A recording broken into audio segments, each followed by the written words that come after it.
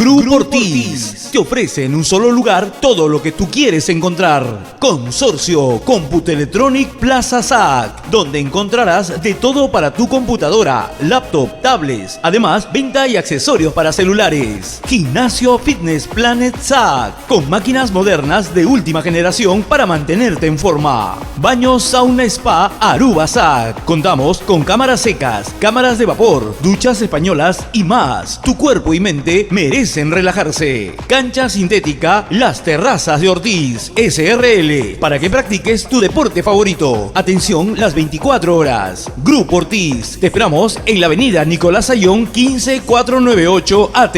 Grupo Ortiz.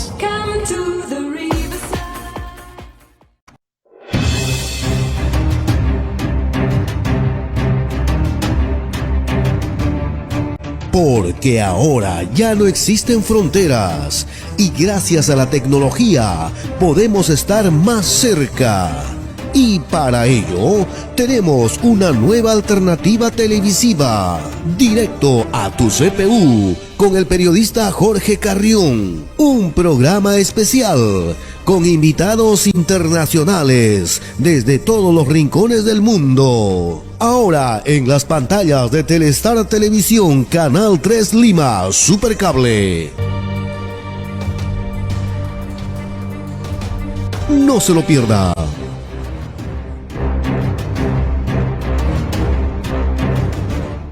Hola, ¿qué tal? ¿Cómo estás? Bienvenido a Directo a tu CPU por Telestar Televisión Supercable Canal 3 a nivel de Lima Metropolitana. También estamos hacia el centro del Perú por Canal 11 La Red y a nivel internacional por Virtual Televisión.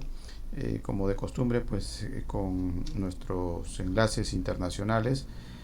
Para hoy tenemos programado algunos enlaces adicionales a los que vamos a tener inicialmente. Tenemos a Elvis Ramírez desde Nueva York, pero dentro de breves momentos es probable que también estemos conectados con Buenos Aires, Argentina, con Osmar Daniel Santoro. Ellos están siendo nominados a nuestra próxima distinción honorífica, Honoris Causa 2023. Y bueno, vamos a conversar un poco sobre sus hojas de vida, su travesía para el caso de Elvis Johan Ramírez.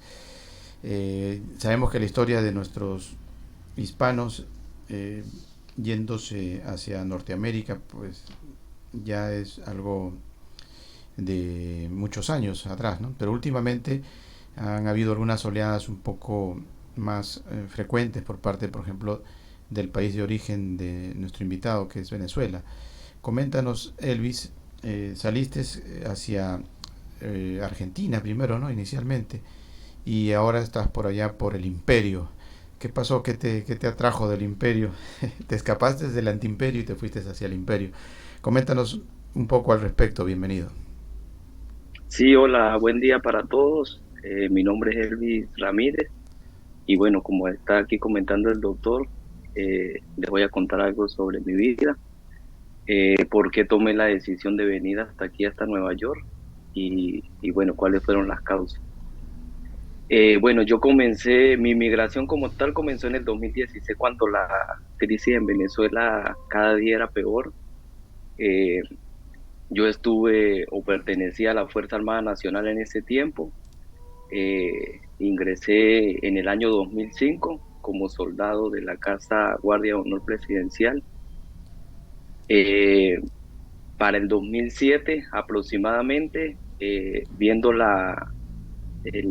el país en crisis y que bueno, que estaban obligando a la gente a salir a las calles, nosotros los de la Fuerza Armada teníamos que salir a reprimir al pueblo venezolano, la cual muchos no estuvimos de acuerdo y bueno, el que no quería participar, prácticamente nos metieron presos. Yo estuve 8 meses refugiado ahí dentro de la Guardia de Honor Presidencial. ¿En el Sin helicoide? poder salir. ¿En qué parte estuviste? Yo estuve en la Guardia de Honor Presidencial en Miraflores. Ah, en Miraflores, ok. Nunca me sacaron de ahí, nunca me sacaron de allí, porque ahí mismo hay lugares donde ellos tienen. Me amenazaban siempre que si no quería me iban a referir hacia Ramo Verde. Ramo Verde, que es la cárcel de los militares allá en Venezuela. yo y otros compañeros que habíamos pedido la baja, pues decidimos hacernos, o sea, yo me enfermé en ese momento psicológicamente, porque no tenía contacto con mi familia, no sabía qué estaba pasando y ellos siempre me mentían. Me refirieron al hospital militar y allí fue donde pude encontrar salida hacia mi casa, más nunca me dieron la baja. Ellos nunca decidieron darme la baja, sino que tenía que ir cada 15 días a pedirles un permiso y bueno, siempre era una burla, burlándose de mí La y bueno, acusación así era, lograba salir. ¿la acusación era traición a la patria? ¿O de qué te Era acusaban? trai Ellos estaban diciendo que después me colocaron que era traición a la patria, el que no quería participar en la represión hacia las personas, hacia el pueblo como tal. Eh, y bueno, nunca me quisieron dar la baja, yo tampoco nunca quise participar. Salí en algún momento, sí, pero ya cuando vi, porque yo lo que quería hacer era militar porque me gustaba, no pensé que era reprimir el pueblo, o salir a pelear con el pueblo por pelear por en ese momento era Chávez, Hugo Rafael Chávez Frías, el que estaba mandando y bueno, bueno, esa fue parte de la historia Y cómo así logras que me. salir hacia el extranjero? Porque bajo esas condiciones era casi literalmente imposible, ¿no? Sí, sí, yo lo que hice fue, duré como 3 años yendo hacia la Guardia de Honor a buscar el permiso hasta que les iba llevando informes médicos, que estaba yendo al médico. Después me coloqué a ir fui a la universidad también, a la universidad. Y bueno, con ese camuflaje me fui como que, eh, como saliendo del sistema de ellos hasta que para el 2016 yo logré salir porque no sé, no sería que tenían bajo control de las cosas porque yo de verdad salí por el aeropuerto, pero Saliste nunca me colocaron ningún. como un civil normal, saliste. Salí como un civil normal, sí, sí, sí. Hacia el viaje de Buenos Aires me pusieron mucho, me revisaron mucho, eh, pero yo pensé que me iban a retener y no, pude salir normalmente. Y Estuve esa, bastante tiempo, no sé qué esa- tanto revisaban ellos, ajá. pero me dejaron salir. Y la emisión del pasaporte, ¿no tuviste problemas para que te emitan ese pasaporte? No lo tuve, no tuve problemas. Yo lo emití en el 2012 y yo también tenía muchos conocidos en el SAIME y bueno, ellos me ayudaron a tramitar lo que fue el pasaporte y, y bueno, me lo dieron. Ajá. ¿Y por qué Argentina? ¿Por qué Argentina? Porque yo durante el tiempo que estuve, como te conté, estudiando y eso, yo encontré trabajo en un laboratorio farmacéutico en Venezuela y fui a Argentina porque mi experiencia, bueno, era militar, pero como nada de eso pude seguir, yo comencé a trabajar en el área farmacéutica, lo cual Ajá. obtuve experiencia como control de calidad, manipulación de medicina y Argentina tiene muchos laboratorios y bueno, decidí ir hacia Argentina más que todo por la zona de trabajo. Claro, claro. Bien, bien. Luego nos vas a seguir relatando más sobre tu experiencia migratoria, Elvis. Y bueno, es parte de una circunstancia que tiene que ver con la hermana República de Venezuela, ¿no? Que para el momento en el que sale Elvis, pues se convierte en la República Bolivariana de Venezuela, ¿no? Sí, sí, Y sí. las órdenes eran, pues, o estás conmigo o estás contra mí. Y aparentemente Elvis fue calificado como que estaba contra mí, contra el comandante, ¿no? Y de ahí tuvo que salir. Lamentablemente, esos son los escenarios que corresponden a la década en la que aparece este fenómeno eh, social, ¿no? Que ahora, increíblemente, pues lo tenemos un poco con unas copias en diferentes países de Sudamérica, ¿no? Parece que nos gusta un poco la cuestión bélica, la, la cuestión revolucionaria, más allá de la catástrofe que pueda estar ocasionándose internamente en cada uno de nuestros países.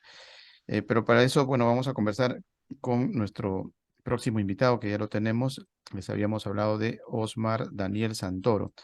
Él está en Buenos Aires, él es licenciado en Ciencias Biológicas y también tiene una maestría en Historia de la Guerra en la Escuela Superior de Guerra de la Facultad del Ejército. O sea, también sabe de estas cuestiones un poco eh, relacionadas con la actitud bélica que a veces nos invade en nuestros sistemas. Y además es profesor de ajedrez. Vamos a preguntarle inicialmente por esta parte que a veces uno la aprecia simplemente como que no fuera un deporte, porque los que comienzan a correr, pues parece que son nuestras neuronas, ¿no?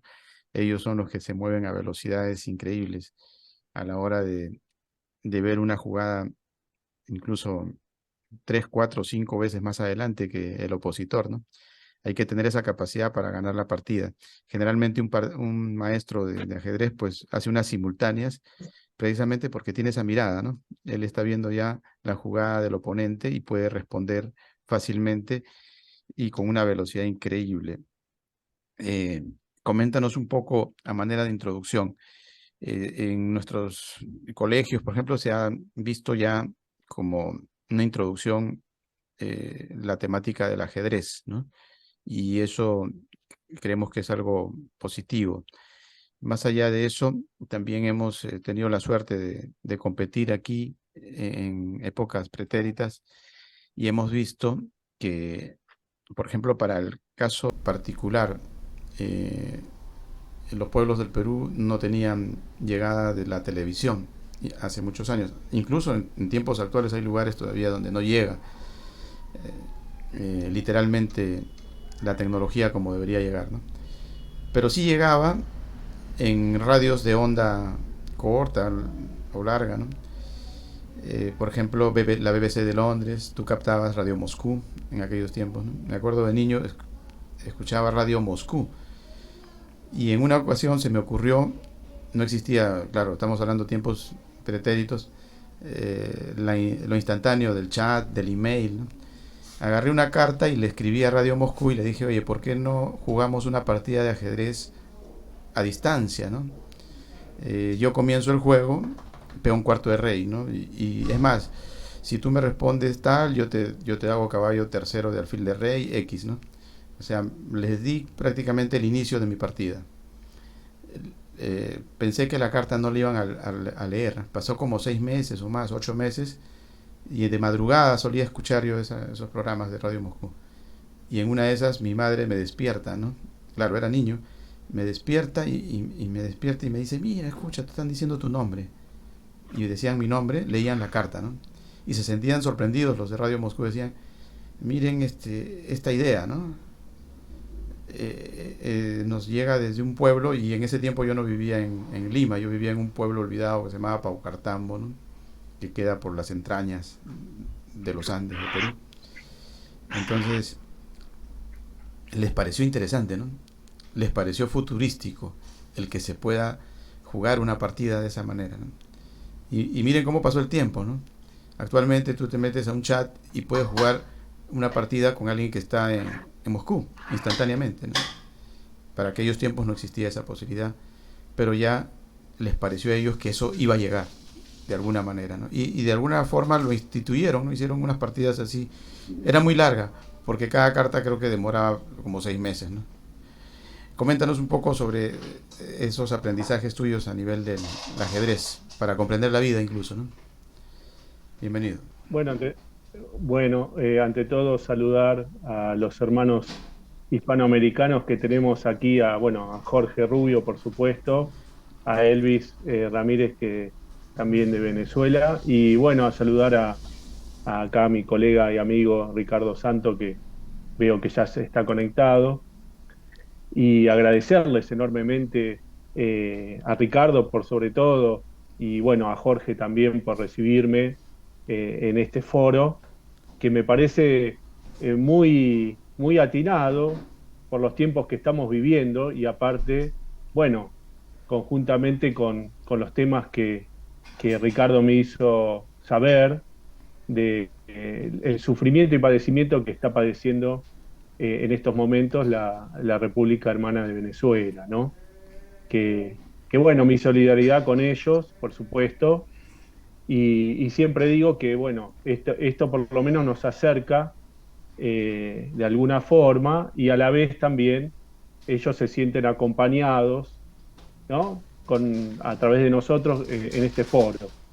Bueno, qué decir, Jorge, que realmente para mí es un honor que vos me hayas presentado de esta manera, porque la verdad me enorgullece cuando decís que bueno, que soy un profesor de ajedrez y hoy en día, bueno, está muy en boga el ajedrez, porque bueno, esto se ha dado en función de, bueno, los grandes dispositivos que hoy nos conectan y nos permiten hacer esto, ¿no? Tener este foro y la conectividad en directo y encima de nuestro hermano país, el Perú.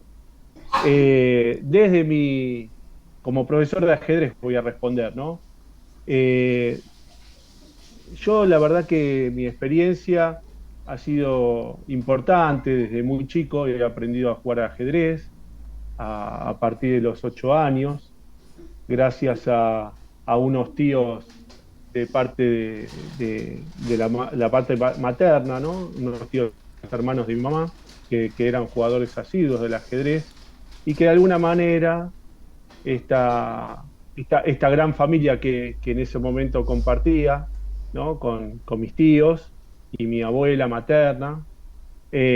Bueno, uno de estos lindos momentos era aprender a jugar ajedrez y ejercitarlo obviamente con mis tíos y con mis primos, ¿no? Que en ese momento, hay que decirlo, éramos seis, tres hermanos míos, más mis otros tres primos, todos varones, no había ninguna nena, pero bueno, en definitiva compartíamos muchísimo tiempo con el ajedrez y nos enseñaba de alguna manera estas reglas de la vida, ¿no? Que a veces se pierden en virtud de, bueno, por otros intereses materiales y demás. Digo esto porque el ajedrez me ha enseñado que hay valores muy altruistas que refieren a, bueno, tener respeto por el rival, ¿no? Acatar las reglas digamos, del ajedrez, pero que también son de la vida,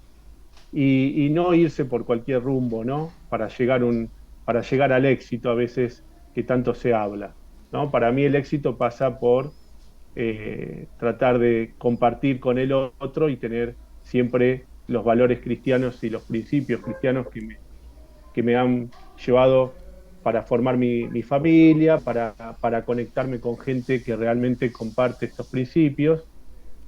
Y bueno, qué decir que el ajedrez en mí me ha, digamos, significado algo muy importante porque, bueno, me ha posibilitado, en principio como estudiante, conocer a otros estudiantes de otras escuelas, vincularme con el ámbito del ajedrez más profesional.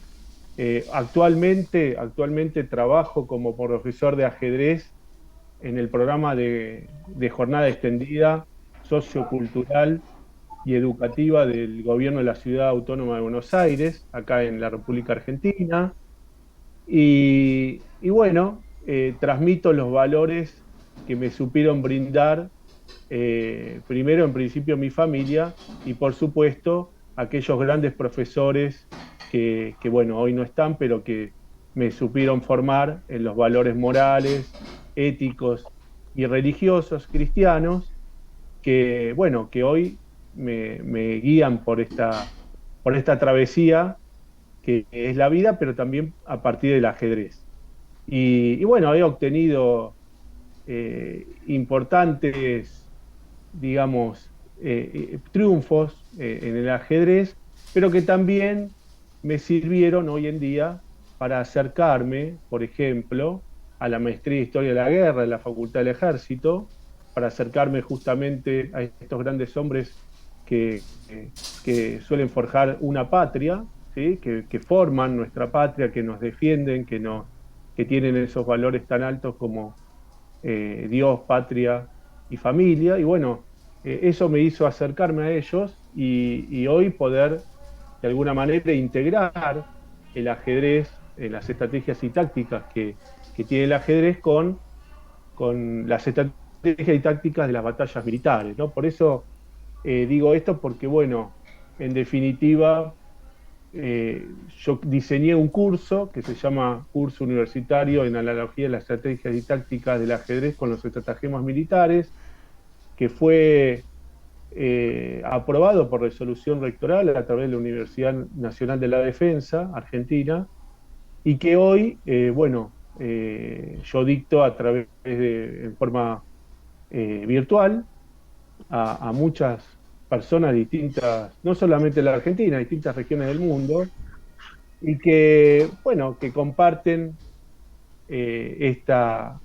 digamos, este ocio por el ajedrez, pero que también tiene una formación militar, ¿no? Porque digo esto porque hay una relación totalmente muy estrecha, porque el ajedrez fue un juego, tiene más de 1500 años, y el ajedrez es un juego que sirvió en la Edad Antigua, en la Edad Media incluso, para la formación militar de aquellos militares de aquel momento, y que hoy, bueno, también tiene un gran auge el ajedrez en lo que refiere a toda la inteligencia artificial. No quiero extenderme mucho y darle la palabra al moderador, a Jorge Rubio, porque queda un monólogo. Disculpe, Jorge. No, no hay problema.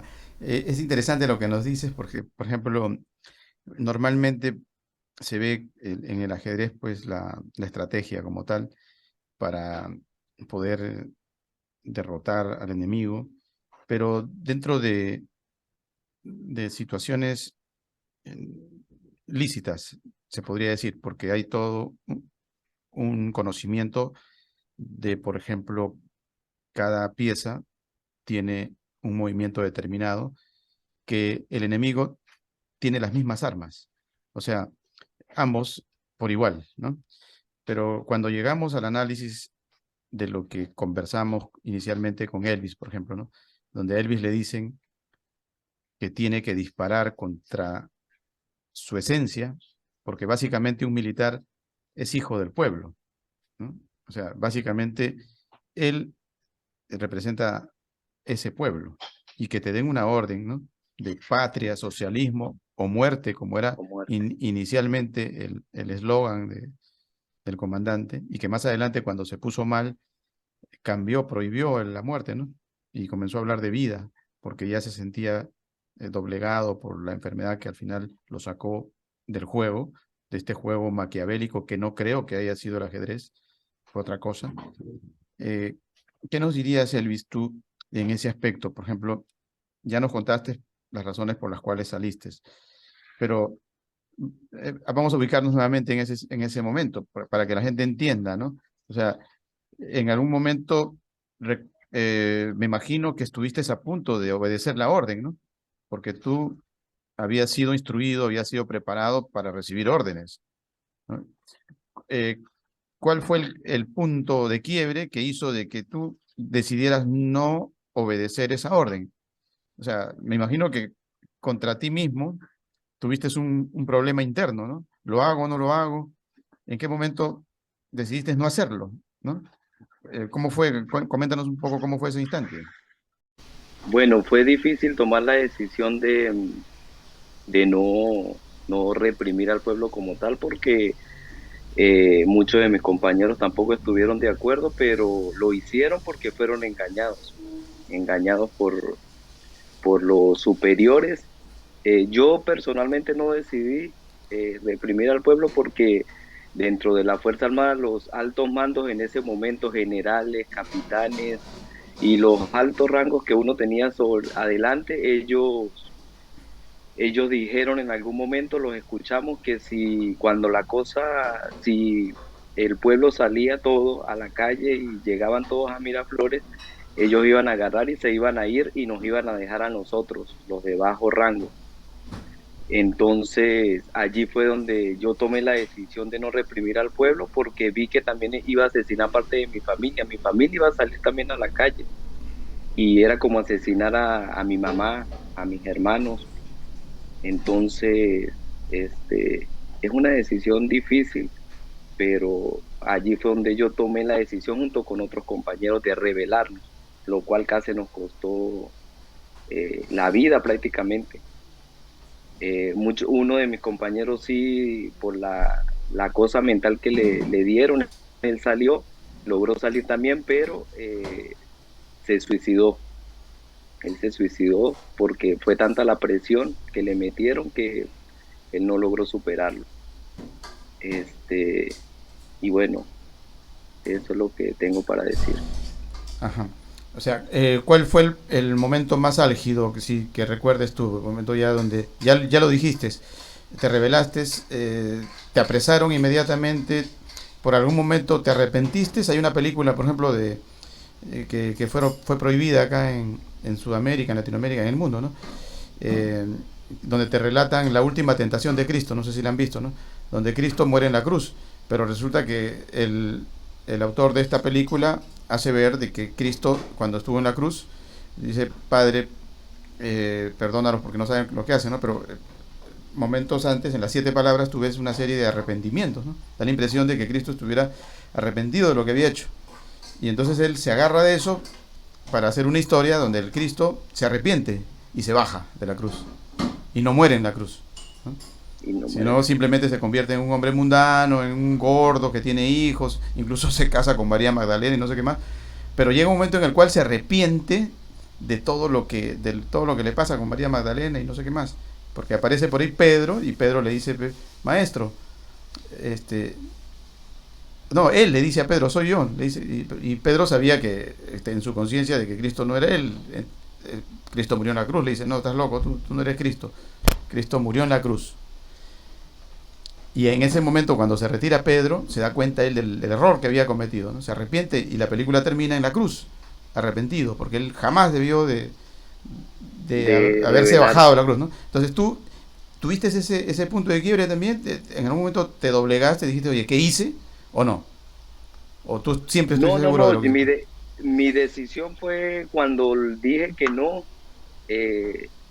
Comencé así los oficiales, ellos me agarraban del cuello así y me decían que tenía que, para eso yo fui formado, que tenían que ¿te agredieron, te pegaron a la algo? calle.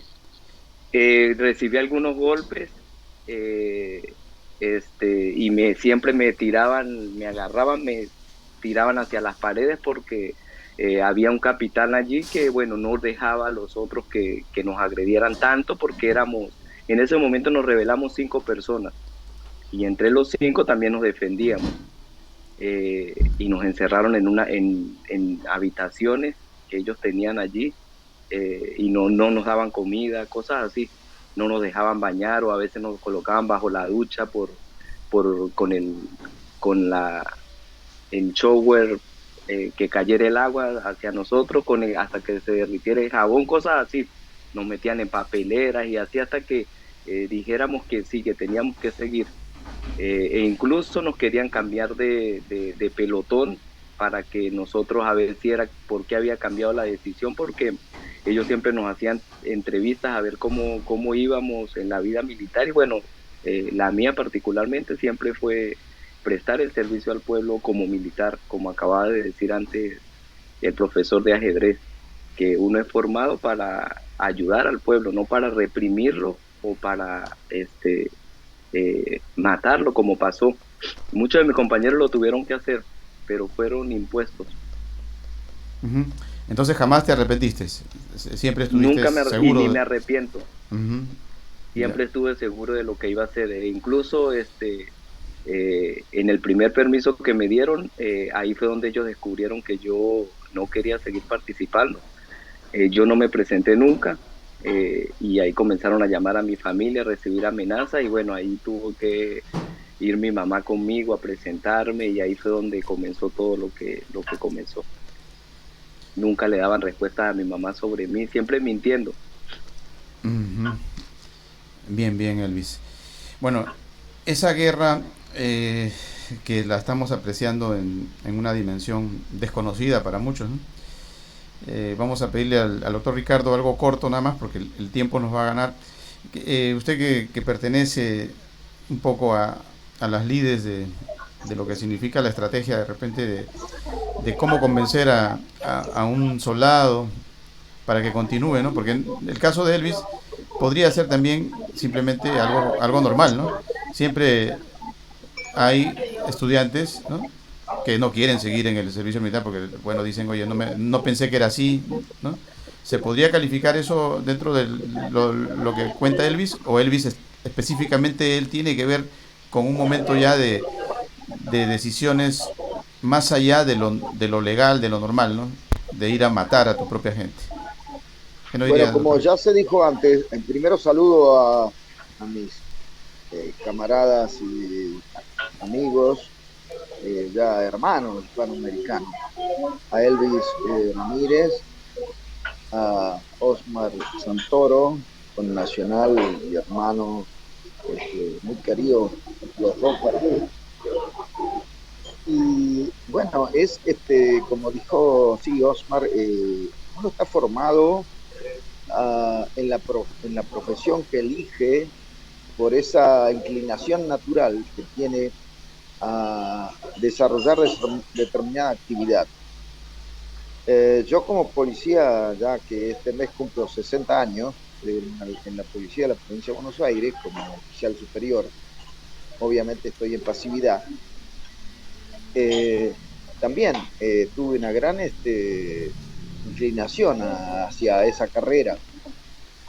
Y nunca me enseñaron a mí a reprimir al pueblo, y hemos estado en situaciones difíciles, sobre todo en el 73, donde gobernaba el peronismo, pero infectado por el montonerismo y la guerrilla. Pero nunca se nos ordenó a nosotros atacar al pueblo en esas manifestaciones, concentraciones que hacía. Yo creo que eh, en el contexto donde Elvis estuvo, es un contexto extremo, porque ahí había un dictador que primero enamoró al pueblo con ideas y proyectos y fantasías, pero que después, cuando el pueblo fue reaccionando, tomando conciencia que eso se volvía una tiranía, entonces salió a manifestarse. Y la Fuerza Armada venezolana, bueno, lo tenían como un gran caudillo, como suele ocurrir con esas personas magnéticas que tienen una gran influencia psicológica sobre el mismo pueblo, y mucho más en la Fuerza Armada, donde hay una verticalidad extrema.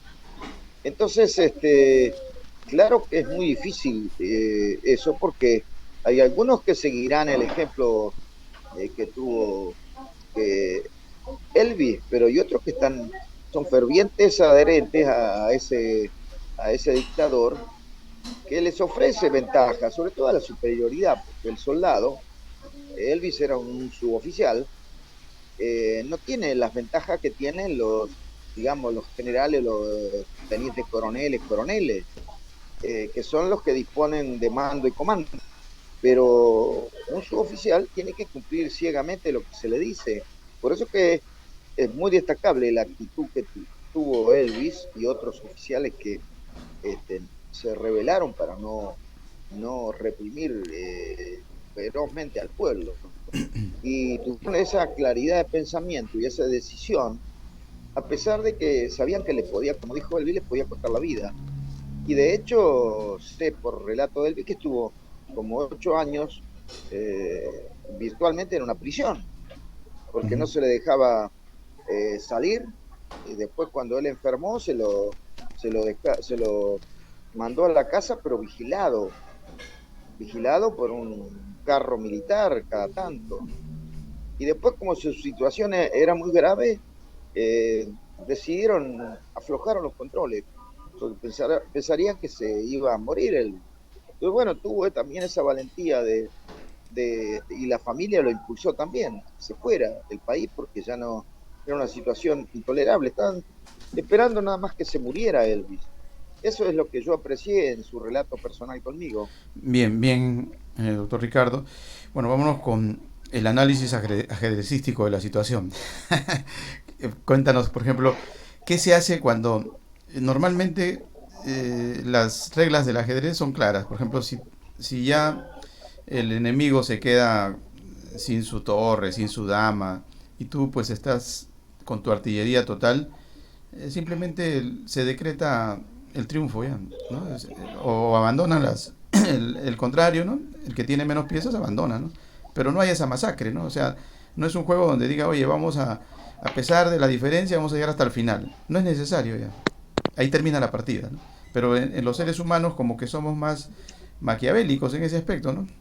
Se da ya el abuso total. ¿Cómo ir del plano reflexivo de lo que es el ajedrez, ¿no? A una realidad tan difícil? Y también otra, que sería importante analizarla. Dicen, oye, me tocaron las negras. ¿Es verdad una desventaja jugar con las negras? ¿Es verdad que el que salgas con las blancas ya marca una diferencia? ¿Eres el gobierno y el otro es el que no tiene armas? ¿O, o todo está balanceado? ¿O es una leyenda, ¿no? Porque en lo particular, por ejemplo, yo tuve un juego de ajedrez para un campeonato interno del colegio. Yo estaba en primero y mi contrincante estaba en quinto de secundaria. Y era un chino, para remate los chinos son muy inteligentes, ¿no?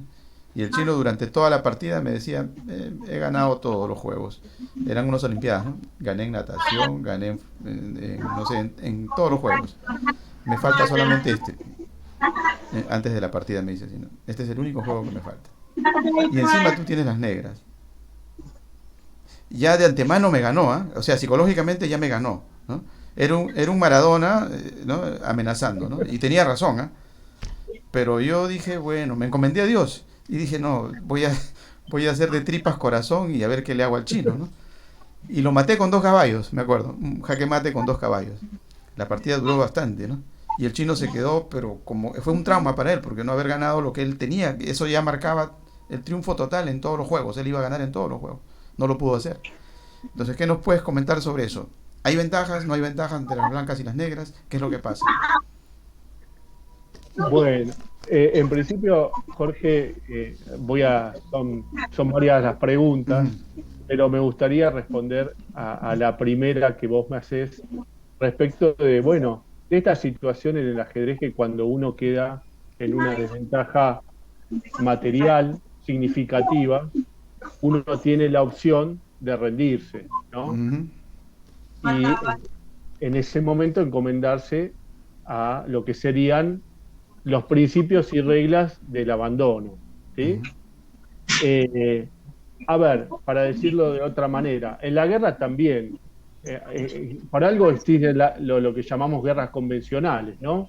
Donde hay, digamos, a pesar de que hay una disputa en la cual resolver a través de las armas, sí hay pautas que no debemos, digamos, atravesarlas, ¿no? De alguna manera esas pautas deben ser respetadas por convenios internacionales.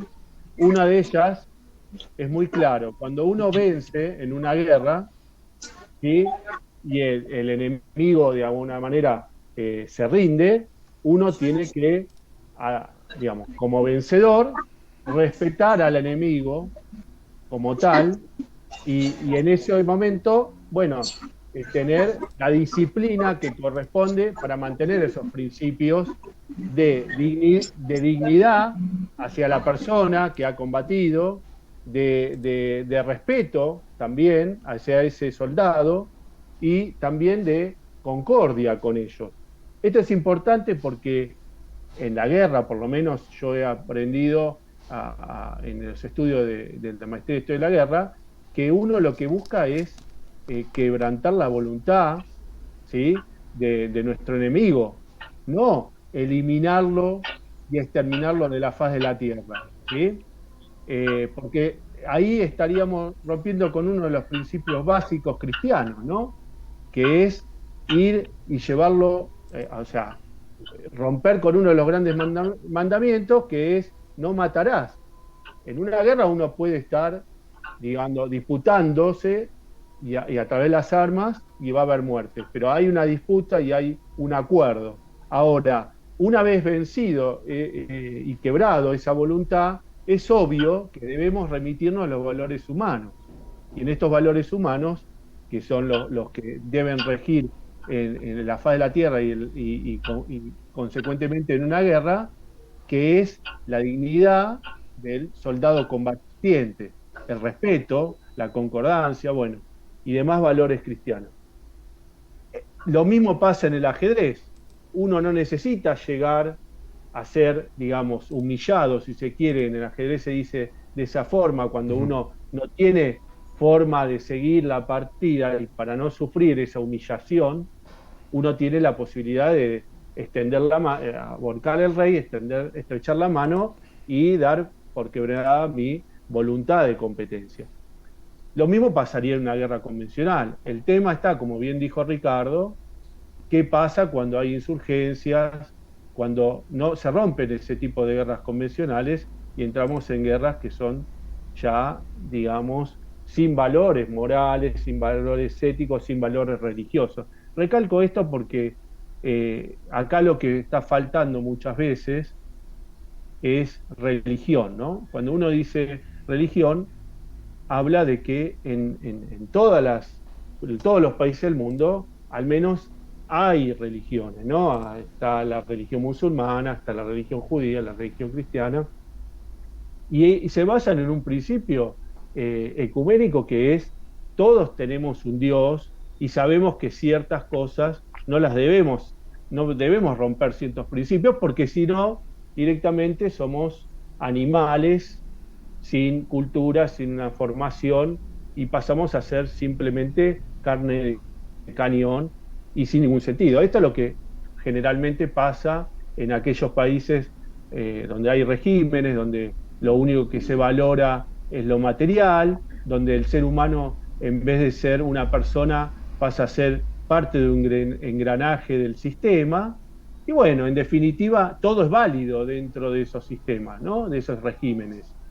Ni que hablar lo que está pasando con la guerra en Ucrania, a través de la Federación Rusa, que los usa y los utiliza para combatir, vaya a saber por qué y para qué, cuál es la última finalidad, mandar llamar soldados y meterlos en tanques que son obsoletos de combate. Bueno, también eso está, digamos, hay una implicancia material.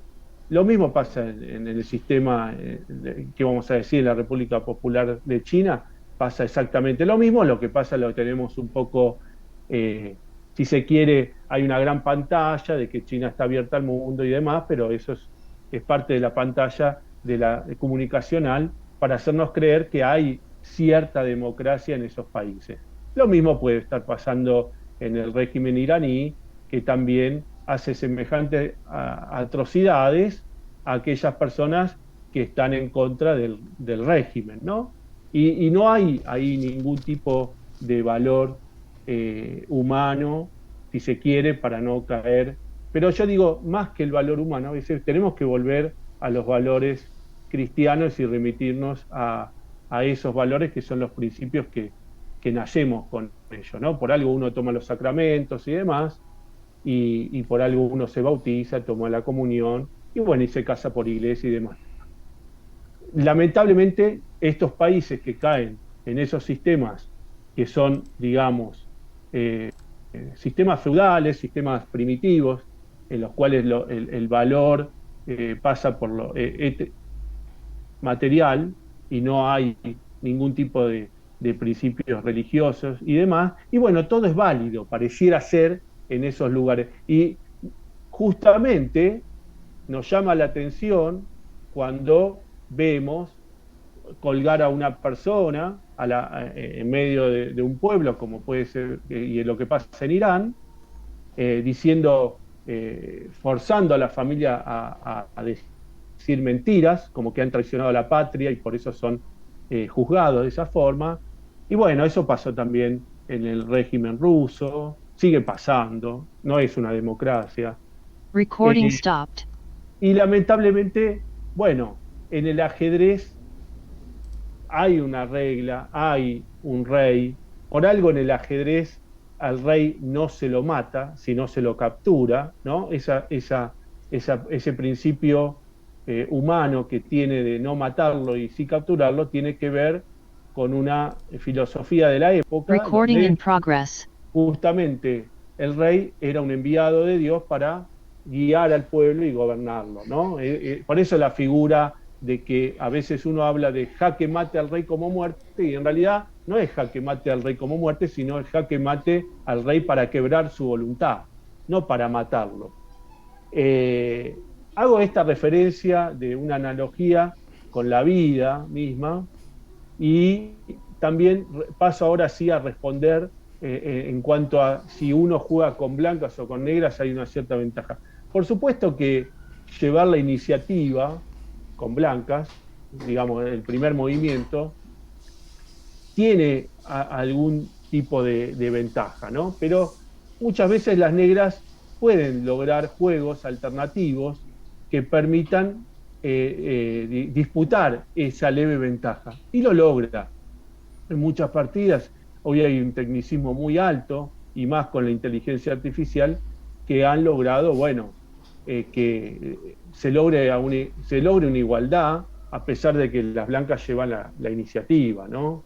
Eso lo saben en los grandes campeonatos que se juegan de ajedrez, que obviamente que el que va de blancas tiene que salir a buscar la partida, y el que va de negras tiene que esperar en algún momento el contraataque, el contrajuego, para poder llevar también y abordar la partida para llegar a su victoria.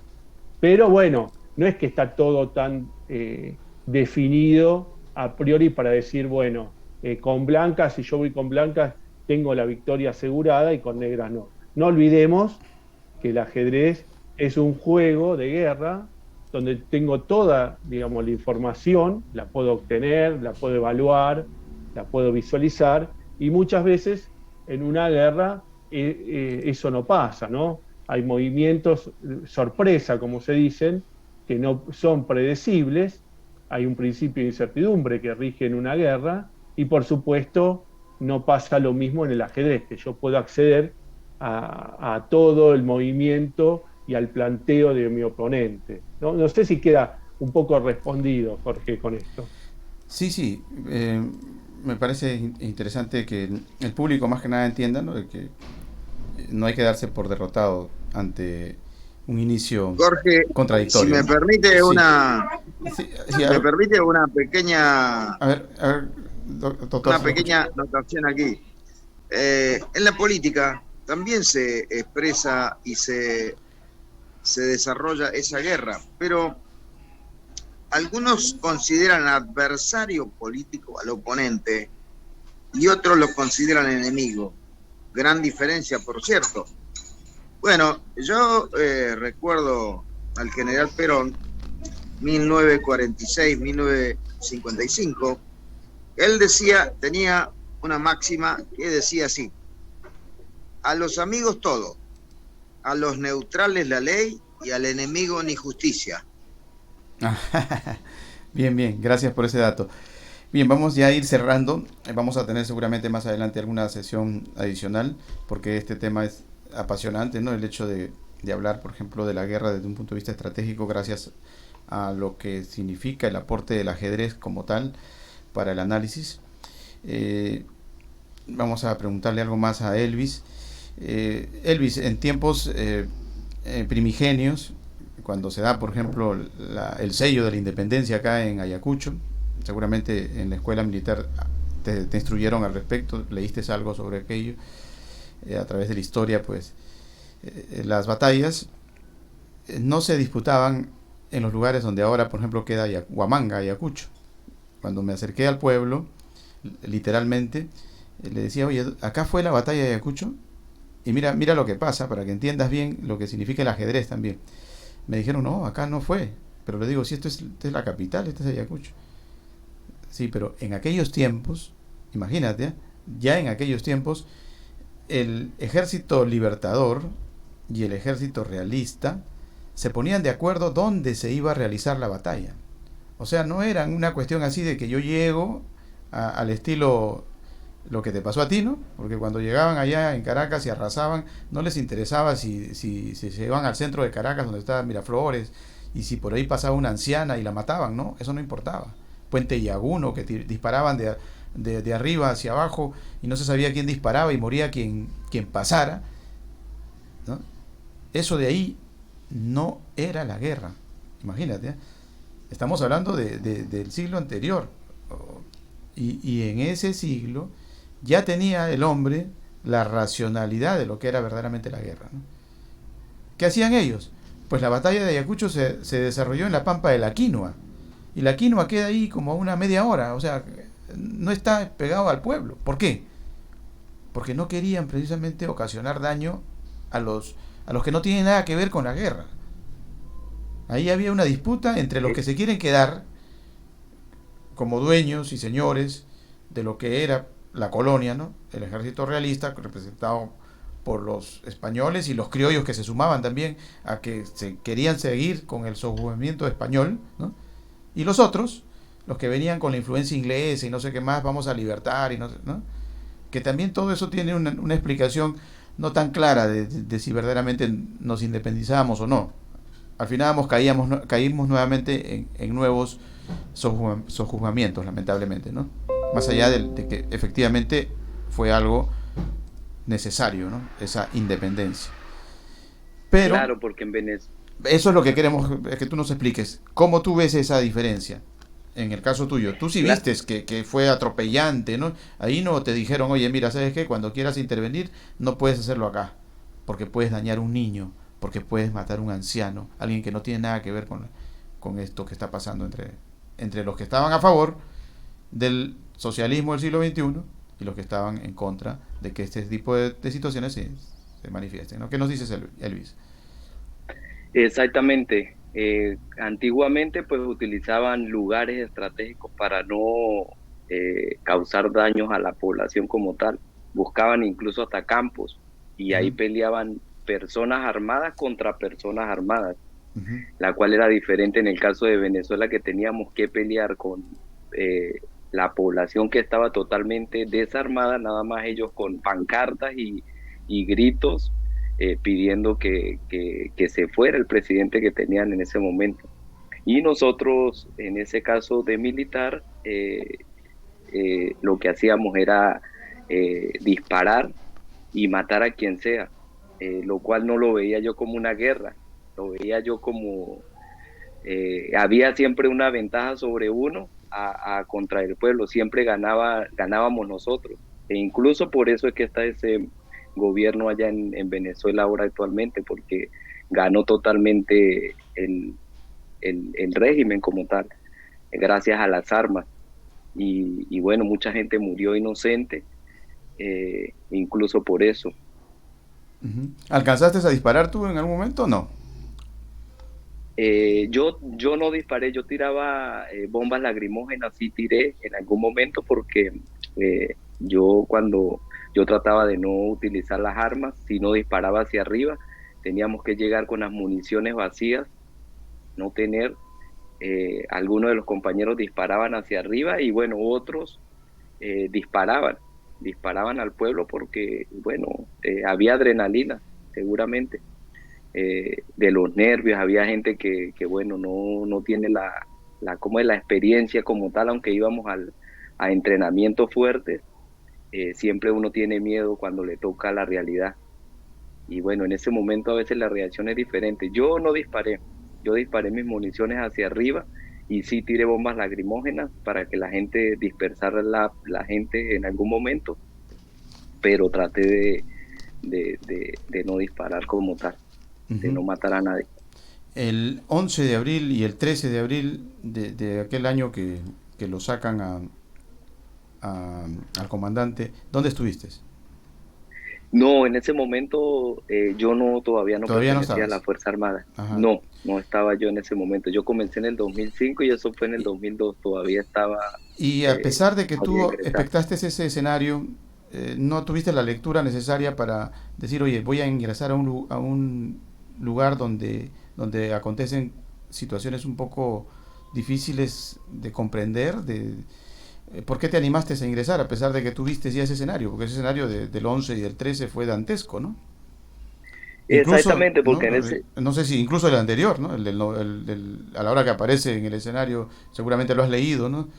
O lo has visto por la televisión, ¿no? Lo que fue la intentona, las dos intentonas golpistas de Hugo Chávez. No sé, ¿por qué te metes al ejército luego? A pesar de yo eso.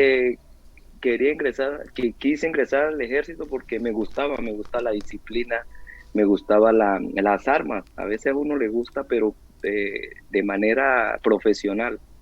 Eh, Siempre tuve ese sueño como tal, como cuando uno quiere ser, no sé, doctor, médico. Yo siempre me impulsé por la vida militar porque me gusta hacer ejercicio, me gusta la disciplina, las armas como tal, pero nunca pensé que, a pesar de que había leído sobre el caso, que la realidad era esa. Cuando uno estaba ahí adentro era para mantener el gobierno de Hugo Rafael Chávez Frías a firme allí. Ujú. Ok, o sea, medio que tenías la información, pero tal vez pensaste que no era tan grave, ¿no? Y una vez que estuviste adentro, pues como que te arrepentiste. Sí, me arrepentí después porque no era lo que se decía. Eh, es lo que le digo, yo quería ir era profesionalmente, ser del ejército, pertenecer al ejército, eh, y, y hacer, si íbamos a alguna guerra, pues no era así contra el pueblo, personas sin armas contra personas con armas, siempre la desventaja como tal, Ujú. Y que no tiene nada que ver. en la actualidad, ¿ustedes exigen algún tipo de indemnización, algo por el estilo, o no? No, no, yo no exijo ningún tipo de indemnización porque yo desaparecí totalmente. Yo hace 6 años, como le comenté, salí de Venezuela y nunca más volví a ingresar. eh, Así que no quiero tampoco como pedirles nada a ellos porque no me lo van a dar y todavía tengo familia allá en Venezuela, la cual no quiero que les vaya a pasar algo Ujú. por culpa mía. Bien, Así que Elvis. no pido nada. Bueno, te deseamos la mejor de las suertes en tu estadía en el imperio. Tú escuchabas hablar en las peroratas de Hugo Chávez, ¿no? El imperio, que no sé qué. ¿Qué sientes ahora? ¿Tenía razón Hugo Chávez? ¿El imperio es tan malo como él lo pintaba o no? Pero es que él decía que el imperio era malo. El imperio no es malo, pero él vive en el imperio, ellos viven en el imperio allá, dentro Ujú. de Venezuela, porque lo que hicieron actualmente, bueno, o hacen actualmente es ellos estar en el imperio y vivir bien, tener la vida de lujos, la cual la mayoría del pueblo venezolano no tiene, ni algunas personas ni para comprar una bolsa de comida, y ellos tienen todas las ventajas. Entonces ellos viven en el imperio, lo cual Hugo Rafael Chávez Frías siempre tuvo, era mentira lo que decía, hasta eso es mentira. Ujú. Bien, bien. Bueno, entonces ya saben, no es tan malo el imperio. La mejor prueba la tenemos con Elvis. Bien, Elvis, gracias. Bueno, Eh, un placer por la entrevista. Sí, vamos a seguir en contacto porque siempre nos hacen falta reflexiones al respecto con alguien que literalmente pues ha pasado por toda esa experiencia, que algunos piensan que es una experiencia como que escrita por un novelista, ¿no? No, es una realidad de nuestro continente, ¿no? Y que se repite también, por ejemplo, vemos el escenario donde Elvis se ve impedido él mismo, ¿no? De ejecutar a una persona, a un hermano. Pero por aquí, por Perú, por ejemplo, actualmente, la crítica es al revés, ¿no? El funcionario va a poner calma y a poner orden y dicen, oye, este es un animal, una bestia, ¿cómo va a atacar a su gente? Pero vamos a ver también, para el escenario peruano ya es distinto, ¿no? Porque la gente es la que está cometiendo una serie de excesos. Ahora, ¿cuándo es bueno, cuándo es malo? Ya para la última reflexión ajedrecística, Osmar Daniel Santoro, porque para el caso de Elvis, él nos narra que él, bueno, efectivamente no lo mandaban a matar a su hermano y no sé qué más, pero en el caso peruano tenemos a la población que te quema, no sé, eh, infraestructura del Estado, de los privados, te rompe las veredas, te lanza, hace lo que quiere, ¿no? Y también es la misma el mismo cuestionamiento. Entonces, ¿hasta qué punto, cuándo es positivo, cómo darnos cuenta de ese detalle, ¿no? Porque da la impresión de que fuera el mismo escenario, ¿no? Entonces habría que condenarlos dejar de condenarlos a los que están ejecutando estas acciones nefastas para el caso peruano, entre comillas, ¿no? Y otros dicen que simplemente es necesario, ¿no? Más bien hay que exigirles mayor mano dura, porque los que se están saliendo del libreto y con actitudes un poco hasta terroristas son los que están de manifestantes supuestamente identificados con la democracia. ¿Cómo darnos cuenta de ese detalle? ¿Cómo explicar lo inexplicable muchas veces desde el punto de vista ajedrecístico? Si nos puedes hacer ese ejercicio, Osmar Daniel. Y gracias por participar. Bueno, voy a dar una reflexión respecto de lo que me pide Jorge. Y sí, podríamos hacer una analogía con respecto al ajedrez, como bien acá dice Jorge.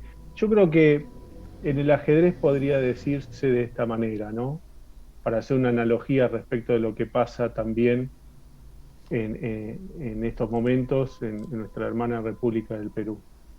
Y es que existe aquel jugador de ajedrez que de alguna manera tiende todo el tiempo a hacer celadas. ¿Qué son celadas? Las celadas son malas jugadas en las cuales se busca que nuestro oponente haga una peor jugada a esa jugada que hacemos. O sea, le tendemos como una especie de trampa, ¿no? O sea, jugamos mal para que el otro cometa un grave error y de esa manera tener oportunidad de ganar la partida. Y creo que esto es claramente una analogía de lo que puede estar pasando en nuestro país hermano, en la República del Perú, ¿sí? Donde hay movimientos por parte de gente que, bueno, que busca contaminar, embarrar la cancha, como se dice, para que aquellas, digamos, aquellas policías donde quieren mantener el orden público, donde tratan de que no haya violencia y demás, cometan en ese buscar de mantener el orden algún error que justifique, bueno, tratar de ensuciar y embarrar la cancha en la institución. No nos olvidemos que esto nos ha pasado también en nuestra República Argentina, ¿no? Tuvimos casos extremos donde justamente se buscó embarrar la cancha por errores graves cometidos en la época de la dictadura, ¿no? Entonces, bueno, hay que ser muy prudente. Digo esto porque está esta gente que tiende esas celadas y que si uno va de alguna manera con cierta incompetencia en buscar de sofocar ciertos focos de rebelión y demás de manera, si se quiere, convencional, puede pasar de que, bueno, cometa algún tipo de desliz. Hay que estar muy despierto. Yo a veces pienso que hay un sistema siempre de inteligencia en en todos los países, y ese sistema de inteligencia debe estar a la orden del día para no, bueno, caer en estas graves celadas que yo estoy diciendo que pueden estar tendidas, justamente para generar más desmanes de los que ya tienen. Entonces, bueno, son los sistemas de inteligencia que tienen que ser, buscar a aquellas personas que están cometiendo estas celadas para no tratar de justamente poner el fuego en un lugar donde ya está encendido un pequeño fuego, ¿no? Hacerlo cada vez más grande. Y esto es lo que yo podría decirles, ¿no? Buscar la forma de que a través de los servicios de inteligencia, buscar esa gente que es la que está prendiendo fuego todo el tiempo y que, en definitiva, si uno puede capturarlos y llevarlos a la justicia y juzgarlos como se debe, no caemos en esas simples trampas o celadas que en definitiva son malas jugadas de ellos, pero que nosotros podemos cometer como institución, como fuerza de orden público, errores muy graves y terminar en definitiva haciendo uso de lo que ellos están buscando, ¿no? Ellos buscan siempre justamente que haya muertos, están buscando siempre que se visualice todo el tiempo, digamos, de alguna manera, los camiones de que buscan mantener el orden como si fueran sistemas de represión todo el tiempo. No nos olvidemos que, a ver, en el sistema jurídico está muy claro que el único que puede hacer uso de la fuerza es el monopolio de la justicia, ¿no? Entonces, en este caso, la justicia tiene que hacerse fuerte, pero no caer en estas trampas y en estas celadas. Es lo que yo simplemente puedo dar desde mi humilde opinión, desde acá, ¿no? De los sistemas de comunicación, lo que yo pude visualizar desde de lo que le está pasando a la hermana República del Perú. Buscan todo el tiempo desestabilizar a las instituciones, todo el tiempo están buscando desprestigiarlas. Entonces, bueno, los sistemas de inteligencia tienen que estar muy, digamos, aceitados como para que esto no pase. Bien, bueno, hemos agotado el tiempo, lamentablemente ya nos ha ganado el tiempo, vamos a despedirnos, agradeciéndole a Elvis desde Nueva York, a Osmar desde Argentina, Buenos Aires, y al doctor Ricardo también Santos desde Buenos Aires también, dejándolos siempre con la posibilidad de que más adelante nos volvamos a reunir para seguir analizando esto desde un punto de vista estratégico. El ajedrez nos permite hacer eso y darnos cuenta que tal vez podría ser una especie de sacrificio, ¿no? Recuerda a Elvis que en algún momento se pelearon el comandante Chávez con Arias Cárdenas, ¿no? Que era su correligionario. Los dos dieron el golpe con un grupo más. Y todo el mundo pensó que era cierta esa pelea, ¿no? Y resulta que Arias Cárdenas se instaló en la oposición, Arias Cárdenas, y se lanzó como candidato a gobernador de uno de los estados que era difícil, era casi imposible conquistar para Chávez. Y fue el estado Zulia, ¿no? Que viene a ser como la especie de Arequipa acá, ¿no? Que es la República Independiente de Venezuela. Bueno, ¿qué hicieron? Se pelearon, se dijeron de todo.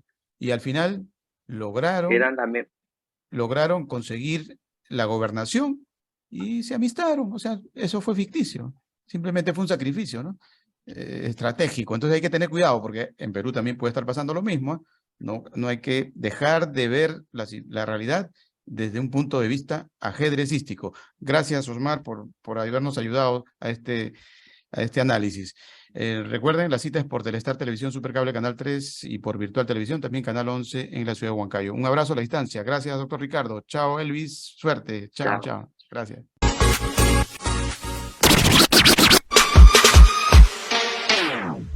Talking shit about me, bitch, you think I really care? I've been grinding hard for all this shit, now you wanna compare? Music, see results, never quit, fuck your bitch. If you want it, then let's fucking money, let's do the kiss. No, I better run, little fucker. Get on my way, motherfucker. I'm coming for the #1 spot, cause I can make this shit look like a gunshot. Gunshot, gunshot, gunshot, gunshot, gunshot, gunshot, gunshot. I can make this shit blow up like a gunshot.